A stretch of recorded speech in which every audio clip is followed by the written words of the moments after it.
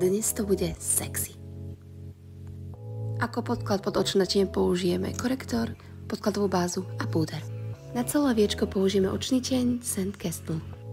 Do záhybu použijeme Cashmere Haze, ktorý nám prehlbí pohľad. Do vnútorného kutika použijeme očný tieň Biscotti od Mary Kay. Naniesieme si podkladovú bázu a zapracujeme.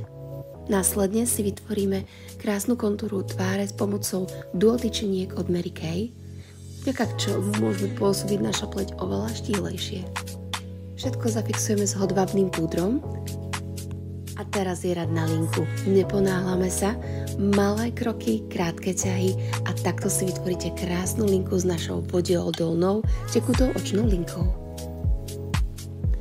Na spodok použijeme Soft Heather a teraz použijeme náš fantastický tekutý očný tieň s trblietkami.